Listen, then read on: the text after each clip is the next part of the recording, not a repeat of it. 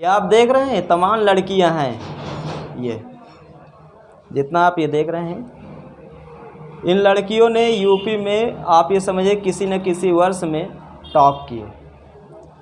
लड़कों का नाम बहुत कम आ रहा है, चाहे ज़िला लेवल में हो, चाहे स्टेट लेवल में हो, और चाहे देश लेवल में हो। यहाँ तक कि वर्ल्ड लेवल में भी लड़कियाँ बहुत तगड़ा झंडा गाड़ती हैं। लड़कियाँ इस समय इतना ज़्यादा मेहनत कर रही हैं कि लड़के नहीं कर रहे हैं। और एक चीज़ मैं आपको और बता दूं, अगर लड़कों को ये डर ना हो कि हमारी शादी नहीं होगी अगर हम पढ़ेंगे नहीं, तो लड़के ना पढ़ें। 85% अपने देश का जो लड़का है जो पढ़ता है वो शादी के लिए पढ़ता है। 15% लड़का कुछ बड़ा काम करने के लिए पढ़ता है, 85% शादी के लिए पढ़ता है। आप इससे अंदाज़ा लगा सकते हैं कि जब 85% लड़का शादी के लिए पढ़ता है, 15% लड़का अच्छा काम करने के लिए पढ़ता है, तो कैसे लड़कों का जो ग्राफ है वो ऊपर जाएगा। लड़के कहीं ना कहीं अब हर मामले में पीछे जा रहे हैं। अब कोई भी विद्यालय ले लीजिए, चाहे हाई स्कूल का रिजल्ट आए, चाहे इंटर का रिजल्ट आए, चाहे कंपटीशन का रिजल्ट आए, चाहे जहाँ का आप ले लीजिए, लड़कियों को पर्याप्त संसाधन नहीं दिए जाते हैं, फिर भी लड़कियाँ अच्छे नंबर लाती हैं। उसका कहीं ना कहीं रीज़न है कि लड़की को कोई भी चीज़ समझाई जाती है, दोनों को एक साथ समझाई जाती है, लेकिन वो उसमें 100% देने का प्रयास करती है, और लड़का उसमें 10%, 20%, 15%, 30% देने का प्रयास करता है। हम सब लड़कों के नहीं कहते, क्योंकि 5 उंगली बराबर नहीं, फिर भी 90% लड़का उसमें 100% नहीं देता, 10% देता, वही सक्सेस होते हैं। और एक चीज़ मैं आपको बता दूँ, बताया जाता है कि दुनिया में सबसे ज़्यादा अगर सहनशीलता किसी के पास है तो नारी के पास है। आप ये समझ लीजिए कि इतिहास गवाह है। सिंधु घाटी को छोड़ दीजिए, वैदिक से आ जाइए, वैदिक सभ्यता से आज तक भारत में नारियों को जानते हो क्या किया जाता था? हमेशा उनका शोषण किया गया। 1947 में जब अपना देश आज़ाद हुआ था और जब संविधान की बात चल रही थी, तो संविधान में डॉक्टर भीमराव अंबेडकर पहले कह दिए थे कि हम लड़कियों के लिए अलग से प्रावधान रखेंगे, इनके जो सब्जेक्ट होंगे अलग होंगे और इनके सब्जेक्टों के साथ कोई छेड़छाड़ी नहीं करेगा, और बिल्कुल व्यवस्थित तरीके से इनके लिए अलग से व्यवस्था की गई। बताया जाता है कि वैदिक सभ्यता से लेकर 1947 तक और 50 तक की मैं बात करता हूँ, भारत में लड़कियों का जो पढ़ने का ग्राफ था ना, बहुत बहुत बहुत बहुत कम था। जैसे समझ लीजिए पूरे जैसे अपने ज़िला है, इस ज़िले में अगर 100 लड़का पढ़ रहे हैं, तो अगर लड़कियों की बात करें तो 100 में केवल 3 लड़कियां। अब समझ सकते हो, मैं 3 ज़्यादा बता दिया, 2 मान लो। गांव में तो इसका ग्राफ और नीचे था। गांव में अगर मान लो 80 लड़का पढ़ रहा है, तो 80 लड़के में एक भी लड़की नहीं, कोई लड़की को पढ़ाता ही नहीं था। वो ये कहते कि अगर लड़की पढ़ लिख जाएगी तो फिर ये हमारे ऊपर हुक्म चलाएगी। समझ रहे हो, ये मतलब लोगों की सोच थी। और तमाम उन लड़कियों से मैं यही कहूँगा, औरतें से यही कहूँगा कि आप किसी भगवान का शुक्र अदा मत करिए, ना आप राम का शुक्र अदा करिए, ना आप कृष्ण का करिए, ना बजरंगबली का करिए, ना आप अल्लाह का करिए, किसी का मत आप शुक्रिया करिए अदा।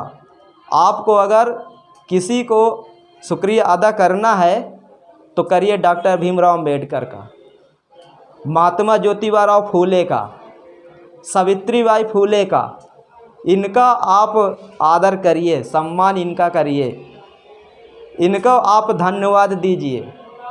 भारत में चाहे जिस वर्ग की लड़की हो, चाहे जिस वर्ग की औरत हो, आज अगर वो औरत को अधिकार प्राप्त हैं, आज अगर वो पढ़ लिख रही है, तो इसके पीछे डॉक्टर भीमराव अंबेडकर, सावित्रीबाई फूले, महात्मा ज्योतिबा फूले, इनका विशेष योगदान है, बाकी किसी का नहीं है। न भगवान राम का है, न कृष्ण का है, न शंकर जी का है, किसी का नहीं है, ये समझ लीजिए। तुम लोगों को अगर कोई अधिकार आज मिल रहा है, बराबरी का अधिकार मिल रहा है, सम्मान मिल रहा है, सब कुछ मिल रहा है, तो ये डॉक्टर भीमराव अंबेडकर की वजह से मिल रहा है। अगर डॉक्टर भीमराव अंबेडकर ना होते तो मैं गारंटी के साथ कह सकता हूँ कि आज आप लोग जो एक साथ बैठते हो, लड़कों के बराबर पढ़ने के लिए, लड़कों के बराबर आप काम करते हो, लड़कों के बराबर सैलरी लेते हो, लड़कों के बराबर आप अगर कोई बड़ी नौकरी है, अगर लड़का डीएम बन रहा तो लड़की भी डीएम बन रही है, लड़का प्रधानमंत्री बन रहा तो लड़की भी प्रधानमंत्री बन रही है। तो कहीं ना कहीं ये अधिकार, ये पावर सब कुछ आपको संविधान दिया है। और संविधान में जो प्रावधान है तुम्हारे लिए, वो डॉक्टर भीमराव अंबेडकर की सोच थी। इसके खिलाफ थे। महिलाओं को जो आरक्षण दिया जा रहा है, इसको खिलाफ थे उस समय के जो समाज के उच्च वर्ग के लोग थे। कहते थे अगर हम महिलाओं को आरक्षण दे देंगे तो फिर महिलाएं हमारा कहना नहीं लेंगी, क्योंकि जानते हो उस समय की स्थिति क्या थी। हमारे देश में अनेक प्रकार की कुरीतियाँ थी, जैसे सती प्रथा, बाल विवाह। बाल विवाह किसका होता था? पुरुषों को होता था क्या? लड़कियों को होता था। पता लगा पुरुष 25 साल का, लड़की 11 साल की, तो कौन मारेगी? लड़का की लड़की? लड़की। बाल विवाह में वही तो शिकार होगी। सती प्रथा में पत्नी मर जाए, पति नहीं सती होई, अगर पति मर जाए तो पत्नी सती होगी। ये कहाँ का रूल? समझे? तो बताओ, ये सब चीज़ों का खंडन किया गया। ये सब रूढ़वादी विचारधारा थी पुरानी, और इनको धर्म से जोड़ दिए थे कि हमारे धर्म में ये चीज़ है। अब बल्कि किसी किताब में ये बात नहीं लिखी थी कि मतलब हाँ ऐसा है, लेकिन फिर भी समाज के कुछ जो उच्च वर्ग के लोग थे वो उसे जोड़ते चले गए, हम लोग मानते चले आए।